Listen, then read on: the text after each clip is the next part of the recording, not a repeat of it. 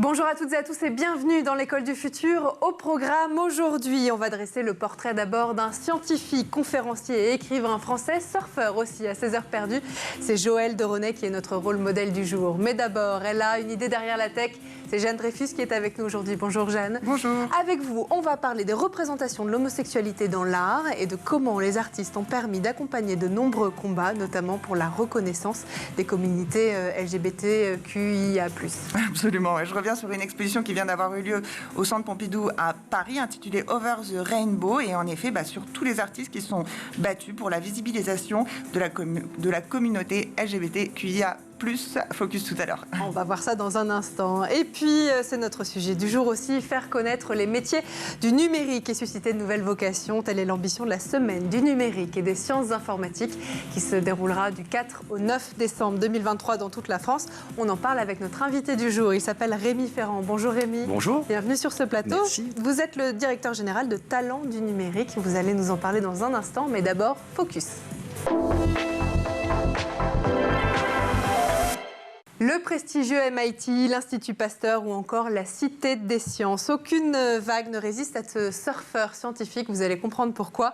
Joëlle de Ronet s'est installée au carrefour du futur. On découvre son portrait tout de suite avec Xavier Terrade. Père d'une célèbre écrivaine, un porteur du surf, scientifique, conférencier, professeur, conseiller en entreprise, découvrez les 1000 facettes de la vie de Joëlle de Ronet. Le papa de la femme de lettres, Tatiana de Ronet, était connu bien avant sa fille, puisqu'il est un pionnier. En 1960, il était désigné champion du monde de surf, une discipline qu'il est l'un des premiers à avoir importé en France quelques années plus tôt. En plus, le surf, c'est un peu une métaphore du vivant. La vie est comme une vague. Et sur cette vague, on est à la fois déterminé et libre.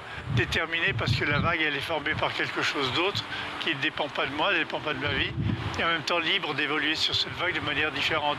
Donc le surf, c'est plus qu'un sport, c'est un art de vivre, c'est une culture. Découvreur du surf, mais aussi de l'ancêtre d'Internet, le réseau ARPANET, alors qu'il était enseignant-chercheur au Massachusetts Institute of Technology de 1967 à 1975. Dans la même période, Joëlle de Ronet était attaché scientifique auprès de l'ambassade de France aux États-Unis. Sa proximité avec les politiques ne suffira pas à faire arriver plus vite Internet en France. Mais cette découverte reste l'un des points forts de son parcours. Débuté à l'île Maurice en 1937, Joëlle de Ronet est arrivé à Paris en 1945, là où il passe son doctorat en sciences à l'Institut Pasteur. Il est alors spécialisé dans la chimie organique et prébiotique, mais son domaine de compétences va bien au-delà. Sa voix est toujours très écoutée, même en matière d'éducation. L'apprentissage moderne va se faire de plus en plus par une constellation d'outils qui ne sont pas seulement la tablette, mais aussi le smartphone.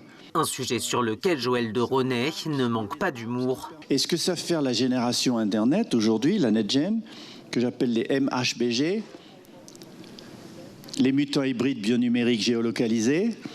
Bien sûr. Ce qu'ils savent faire, c'est apprendre aux seniors que la transversalité, encore une fois, des apps, les applis, pour parler un peu plus correctement, des logiciels classiques, des réseaux, des moteurs de recherche et du travail ensemble, crée une constellation qui catalyse l'apprentissage. Pour cet enseignant, qui a été élu personnalité de l'économie numérique en 2012, il y a toutefois une condition. Donc tous ces outils doivent être utilisés. Mais le problème, la question, c'est d'avoir un projet pédagogique.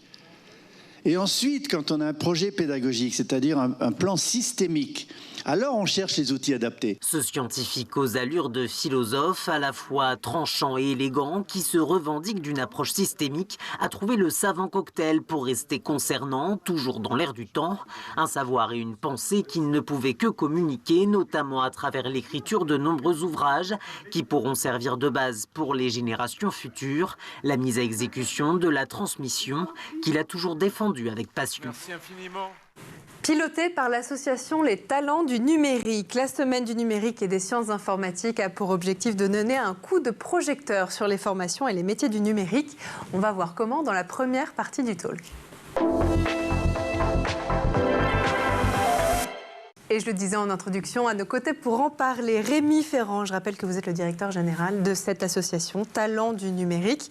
Une action a d'abord été initiée en 2022 par l'ensemble de l'écosystème numérique et digital. C'était la Journée nationale du numérique et des sciences informatiques. Cette année, grande nouveauté, ça n'est plus une journée, c'est une semaine.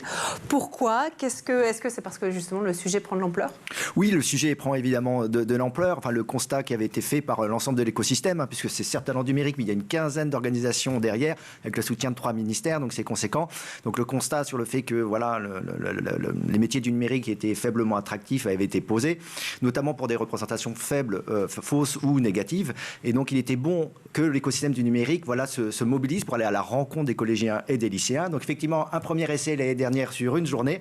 On s'est rendu compte qu'il était certainement nécessaire de donner plus de marge de manœuvre à nos établissements et à nos entreprises pour développer des événements. Parce qu'une journée, c'était trop court, c'est ça ? C'était trop court et ça ciblait sur un temps trop court. Et on sait très bien que pour des organisations, créer des événements, il y a aussi des contraintes parfois internes, donc plus de marge de manœuvre et surtout toucher le temps extrascolaire également, donc les mercredis et le samedi, pour, au-delà des collégiens et lycéens, toucher aussi parfois leurs parents, leurs prescripteurs, qu'il faut aussi mobiliser et intéresser à ces métiers et à ces formations. Alors, vous les mobilisez avec une série de partenaires. Qui sont-ils ? Ce sont des entreprises du secteur du numérique et du digital ?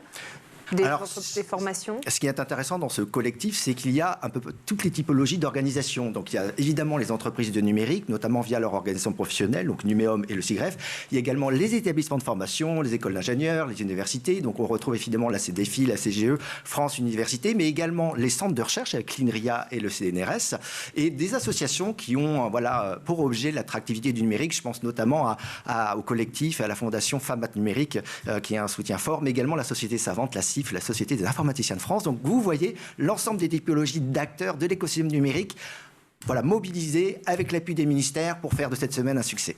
Parce que vous êtes effectivement, et c'est bien de le rappeler, partenaire du ministère, notamment de l'Éducation nationale, sur cette semaine. Exactement, mais également le ministère de l'Enseignement supérieur, c'est intéressant, et aussi le ministère de l'Économie et des Finances, puisqu'il y a évidemment des implications économiques sur la faible attractivité et le manque de compétences dans le secteur du numérique. Évidemment, et on va en parler dans un instant. Juste avant, dans le cadre, Rémi, de cette semaine, vous proposez des participations, notamment à des ateliers, des conférences, des visites en entreprise, des visites aussi en centre de recherche, des actions qui s'adressent à qui exactement ?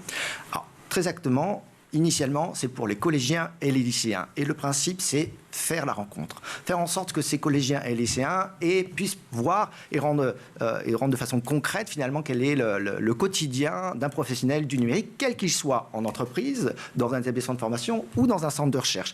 Donc, on a demandé, évidemment, aux collèges et aux lycées d'ouvrir leurs portes aux entreprises et aux établissements de formation, aux centres de recherche. Et réciproquement, on a demandé à nos organisations, entreprises, établissements, d'ouvrir leurs portes pour faire venir des classes de collèges et lycées, pour rendre véritablement tangible notre secteur, qui a, vous le savez, la particularité d'être souvent immatériel, peu connu, donc il était bon de faire cette rencontre et aussi peut-être créer des vocations, bien sûr. Ça a été facile justement de dire aux écoles, ouvrez vos portes au privé, on sait que c'est parfois compliqué, et à la fois aux entreprises qui ne reçoivent pas toujours, en dehors des stages de 3e et de seconde du public, notamment des étudiants. Oui, c'est pas difficile du tout, dans le sens où l'écosystème du numérique est déjà mobilisé sur ce sujet de l'attractivité. Je ne connais pas un établissement de formation qui n'a pas déjà des actions vis-à-vis de ses collèges ou de ses lycées et de secteurs. L'idée, c'est de coordonner cela. L'idée, c'est vraiment de faire en sorte que ça soit mis sur une seule semaine pour créer un effet de masse et aussi avoir une communication spécifique et avoir accès à des médias comme le vôtre, pour faire passer la petite musique du numérique. Et vous le faites effectivement ici. Votre objectif de cette semaine, c'est de quoi ? Lutter contre les stéréotypes qui touchent notamment la diversité des parcours et des métiers dans le numérique et le digital ? C'est deux objectifs très concrets. Encore une fois, c'est essayer de déconstruire les représentations fausses ou négatives qu'il y a sur le numérique, sur le quotidien, dans les métiers du numérique. Voilà, on souffre de l'image du geek, on souffre sur l'idée que c'est uniquement pour les forts en maths, etc. Donc c'est ça qu'on veut déconstruire. Et par ailleurs, montrer que dans le numérique, on a des publics divers, on a une diversité de parcours, et donc c'est des stéréotypes, mais c'est aussi des représentations fausses ou négatives, donc c'est tout cela qu'on veut battre en brèche. C'est une semaine aussi qui est placée sous le signe de l'orientation. Est-ce que vous diriez que le manque de talent, notamment féminin, dans ces métiers du numérique et des sciences, provient d'abord et avant tout d'un sujet d'orientation? Alors, il y a un gros sujet d'orientation. Je pense qu'effectivement, Talent numérique a sorti une note justement sur la politique publique d'orientation, et je pense qu'il y a évidemment des efforts à faire. On le sait qu'on a des heures dédiées, 54 heures, notamment faites et réalisées par les professeurs. Est-ce qu'elles sont réellement faites? Et est-ce que les professeurs sont véritablement formés ou informés sur l'ensemble des métiers, et pas simplement sur le métier du numérique? C'est quelque chose qu'on pose et qui nous questionne. Et par ailleurs, ce n'est pas simplement de l'orientation. On a parlé des stéréotypes, mais il y a également la place des sciences. Et derrière ça, il y a la place des mathématiques, de l'informatique dans les parcours. Et c'est un vaste sujet. Donc orientation, attractivité, stéréotypes, mais également cursus et parcours vers le numérique. Effectivement, une formation qui commence dès le baccalauréat, dès le lycée maintenant, avec cette spécialité numérique et sciences informatiques, NSI, qui est enseignée aux élèves de première et terminale dans les lycées de voie générale. C'est un enseignement aujourd'hui, vous diriez, qui attire de plus en plus de jeunes? Alors, les statistiques frémissent un peu plutôt positivement, mais ce qui nous inquiète tout de même, c'est que si le niveau reste relativement intéressant, voire progresse, il y a quand même une forte désaffection entre la première et la terminale. Comme vous le savez, on passe de 3 enseignements spécialités à 2 enseignements spécialités, et le numérique et les sciences informatiques, NSI, est souvent pas pris en fait par les lycéens. Souvent, c'est pour des raisons un peu conservateur, mais parfaitement rationnel, de retrouver les fameux maths physiques quand on veut faire un parcours scientifique. Je pense aussi qu'il y a nécessité de mobiliser encore et toujours l'enseignement supérieur pour qu'ils fassent dans leur choix de recrutement aussi des actions pour valoriser l'enseignement de spécialité NSI. Et donc effectivement, on était très contents de voir apparaître cet enseignement de spécialité NSI, mais derrière, il y a tout à faire. Donc sur le contenu, sur l'organisation, sur les professeurs, et également la faire connaître. Et là, c'est notamment une action qu'on mène avec toujours ce même collectif, les trophées NSI. Donc effectivement, cet enseignement spécialité dans la voie générale est une bonne voie d'accès et il faut la promouvoir. Trophée NSI, on en dit 2 mots, qui se lance l'année prochaine, c'est ça, et qui s'adresse aux élèves qui font partie de ces promotions, de ces enseignements. Alors c'est une action qui existe déjà, on a déjà fait deux éditions qui ont reconnu un grand succès, puisque le principe de ces trophées NSI, c'est de mettre en avant justement les projets réalisés dans le cadre de cet enseignement de spécialité et de décerner des prix, donc des prix mixité, des prix de la société, puisque le numérique touche finalement tous ces sujets-là, et de rendre aussi, encore une fois, palpable, mettre en avant cette dimension projet du numérique. Donc voilà, et aussi, encore une fois, pour déconstruire, quand on fait du numérique, on n'est pas seul derrière un écran. Si on regarde un peu les chiffres, Rémi Ferrand, il y a un peu moins d'un tiers de femmes dans les écoles d'ingénieurs. Les écoles d'informatique sont quant à elles le plus souvent entre 5 à 10% de femmes dans leurs effectifs. Quelles sont, selon vous, les raisons d'un tel déséquilibre? Alors, je pense qu'il y a plusieurs choses. Encore une fois, c'est globalement la place des sciences et la place des femmes dans les sciences, j'ai envie de dire, dès le plus jeune âge. Donc là, on est vraiment sur les stéréotypes qui sont quand même inculqués et mis dans la tête des jeunes femmes très tôt. Donc c'est quelque chose qu'il faut savoir. Et par ailleurs, il y a une spécificité propre à l'informatique, et c'est vrai que par rapport à d'autres typologies d'ingénieurs, je pense en la chimie, où on a parfois, ou l'agroalimentaire, où on a parfois une majorité de public féminin. Il y a aussi une spécificité sur l'informatique, sur le public féminin, notamment sur le fait qu'on a sûrement survalorisé la côté technologie, moins parlé du sens et de l'intérêt fondamental du numérique qui change la vie et qui intervient sur la santé, qui intervient sur l'environnement, sur tout un tas de sujets. Donc c'est aussi un défaut de communication certainement du secteur vis-à-vis de l'ensemble des publics et du public féminin en particulier. Et bien justement, on va continuer à en parler juste après ça. On va continuer à évoquer ce sujet ensemble, mais d'abord, on va faire évidemment un tour du côté de la planète tech.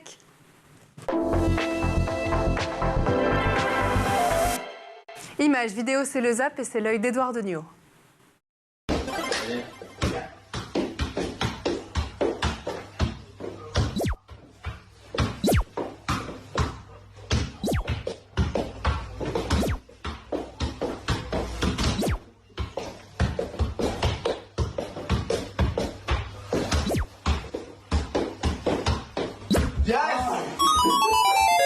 Game over.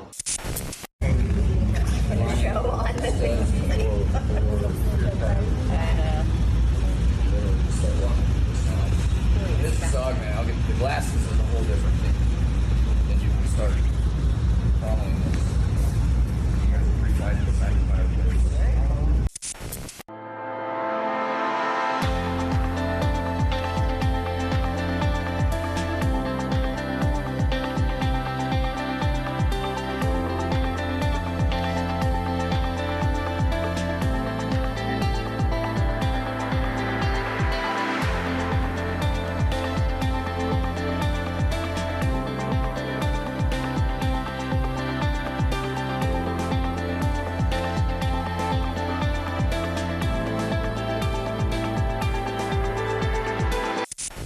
I mean, look at that face. Look at.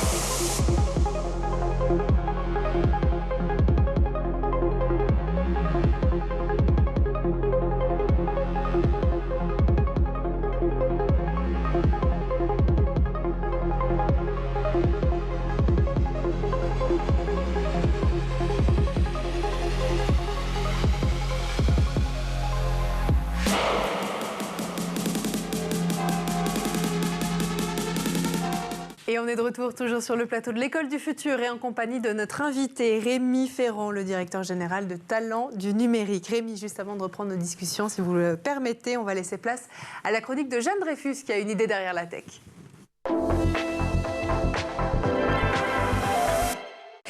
Jeanne, avec vous, comment l'art, c'est une question qu'on se pose, comment l'art a pu être à un moment donné le véhicule de combat pour la communauté LGBTQIA+, pour leur reconnaissance notamment et leur acceptation.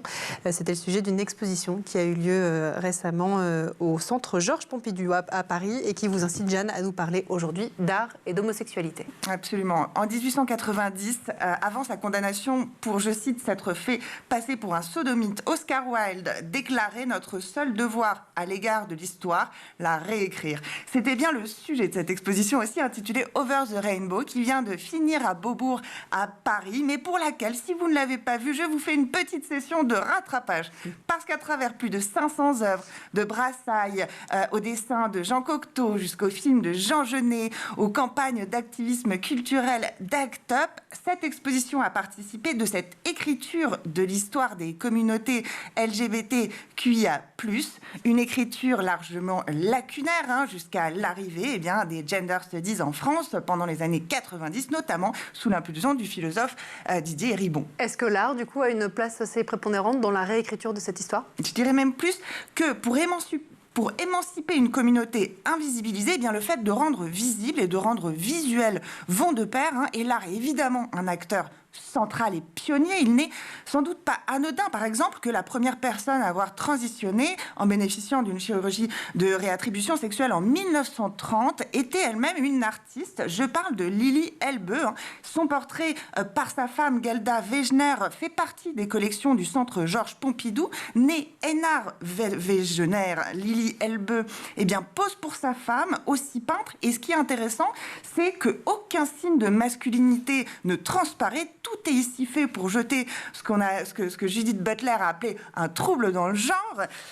Judith Butler, écrivaine fameuse et féministe, qui parle aussi de la performance de soi pour décrire justement cette façon de jouer ou de contre-jouer les codes genrés et qui va traverser de très très nombreuses œuvres issues des communautés LGBT, des photographies de Brassailles au sein du bal de Magic City jusqu'au portrait et autoportrait de Michel Journiac. Ce jeu avec les codes est au centre de ce qu'on a appelé l'esthétique camp, une esthétique de l'outrance et du détournement qui aujourd'hui fait les belles heures de The Drag Race, par exemple. Alors, comment cette réappropriation des codes de l'autre permet d'être justement le lieu de revendication ?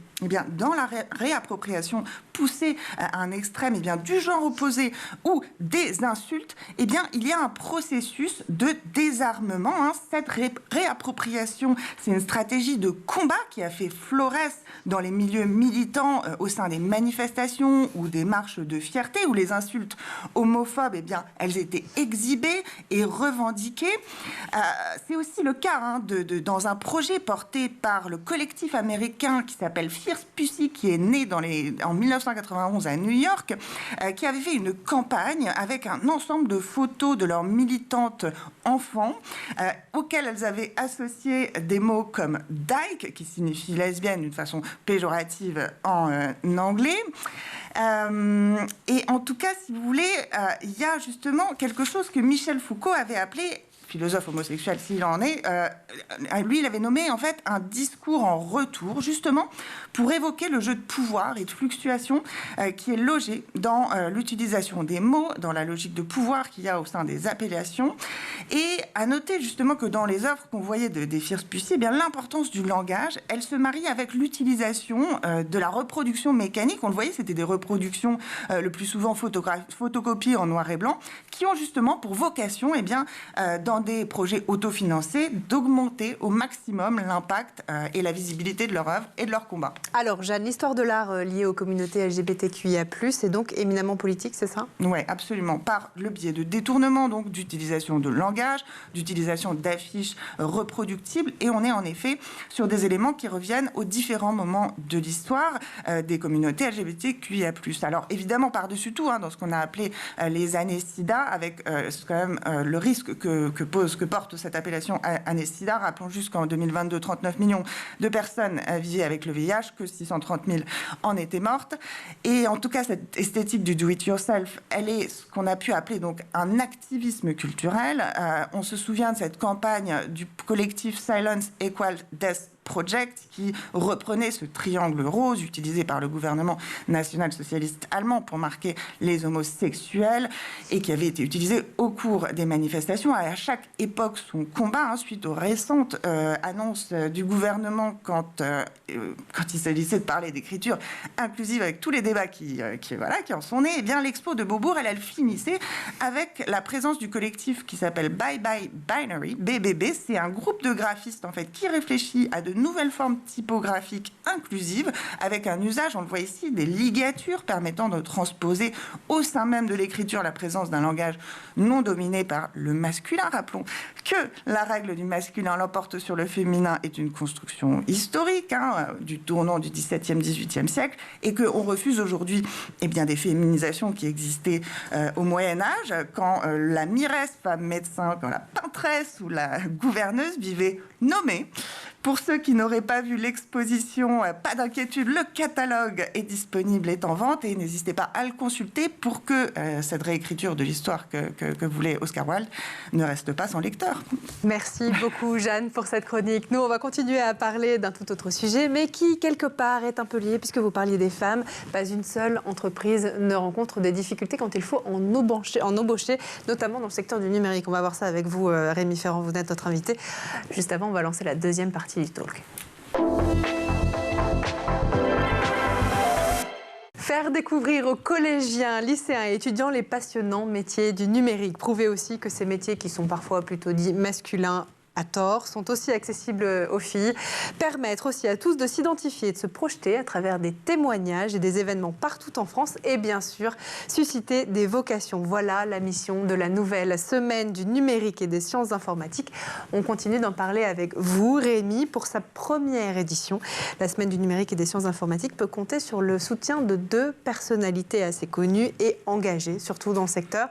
La première, Elisabeth Moreno, présidente de Femmes at Numérique, ancienne ministre aussi chargé de l'égalité entre les femmes et les hommes, et Jean-Noël Barrot, ministre délégué chargé du numérique. Pourquoi c'est important, ces deux personnalités? Est-ce qu'on avait besoin d'un duo de choc comme eux, comme Elisabeth Moreno et Jean-Noël Barrot, pour relever le défi de l'attractivité des métiers dans le numérique? Bien sûr, et je remercie ces deux personnalités d'avoir répondu à notre appel. Et ce qui est intéressant, finalement, c'est aussi le symbole, finalement, dans ce duo, un homme, une femme qui porte des enjeux sociétaux, un homme qui porte des enjeux économiques, et on voit bien que le sujet de l'attractivité, le sujet des compétences du numérique rejoint ces deux enjeux et il est bon de l'incarner, et ce sont en plus de personnalités encore une fois engagées et sympathiques. On est très content de les avoir. Alors vous le dites effectivement, le sujet c'est aussi un sujet d'incarnation. Elisabeth Moreno, par son parcours, ses engagements aussi, on en a parlé, et peut-être ce qu'on peut appeler un rôle modèle pour bon nombre de jeunes filles. C'est important aujourd'hui pour vous que les jeunes filles puissent notamment s'identifier à des personnalités comme Elisabeth Moreno en disant que tout est possible et qu'une carrière dans les métiers techniques, scientifiques, numériques, c'est possible quand on est une jeune fille? Bien sûr. Et parce qu'il faut incarner finalement des parcours et des personnalités. Donc c'est bien d'avoir des figures historiques qu'on cherche à réhabiliter, puisqu'on sait très bien que les femmes dans le numérique et dans l'histoire ont eu un impact fort. Alors, Ada Lovelace, ce type de profil. Également des figures tutélaires. Madame Moreno était une grande chef d'entreprise dans le numérique, avant son parcours même politique. C'est vrai. Et ensuite, il y a aussi une ambivalence sur les rôles modèles. Il faut aussi que ces rôles modèles soient accessibles et relativement proches aussi des collégiens, des lycéens, des collégiennes et des lycéennes. Et donc, c'est tout l'intérêt de la semaine NSI de faire rencontrer des professionnels eux de LES, qui évoluent peut-être près de chez soi, à portée de main, et ça rend encore une fois palpable et tangible ces parcours féminins. Il y a quelques semaines, ici sur le plateau de l'École du Futur, on a reçu Amel Kefif, la directrice générale d'Elle Bouge, qui nous disait que la réforme du bac, selon elle, avait détruit 25 ans d'efforts pour arriver à la parité dans la filière numérique. Elle disait ça notamment en parlant de la suppression des maths au lycée. Est-ce que vous partagez son avis ?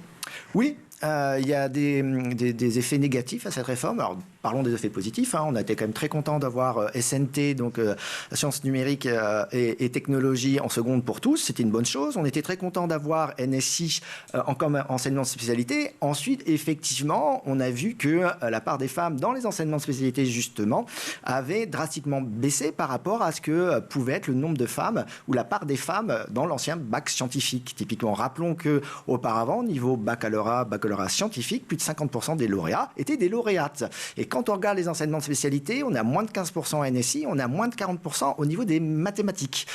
Donc vous voyez le recul, et on sait très bien la difficulté d'augmenter d'un point, de 0,5 points chaque année depuis 20 ou 30 ans. Et quand on baisse, c'est beaucoup d'efforts pour se remobiliser et repartir de façon positive. Donc il y a des engagements forts du ministère de l'Éducation nationale pour faire en sorte que justement, à l'horizon 2025-2030, cette part progresse significativement, d'où aussi la mobilisation de l'Éducation nationale. Mais on sait que c'est des temps longs, et je ne suis pas sûr qu'on ait tout le temps à perdre pour remonter la barre, quoi. En tout cas, vous faites partie effectivement de cette mobilisation. L'une des autres initiatives qui ont été lancées par l'Éducation nationale, c'est pour sa part Jean-Noël Barrot, donc le ministre chargé du numérique, qui en a parlé l'été dernier. Il a parlé de la création d'un bac pro cybersécurité. Est-ce que vous avez plus d'informations à ce sujet ? Bien sûr. Alors, il faut savoir que la voie professionnelle était quand même un impensé du numérique. Pendant très longtemps, on ne s'y est pas ou très peu intéressé. Or, c'est un défi assez intéressant, moins pour le secteur du numérique que finalement pour les autres secteurs impactés par la transformation numérique, qui auront besoin de techniciens pour gérer au quotidien le parc informatique ou la transformation numérique de leur organisation.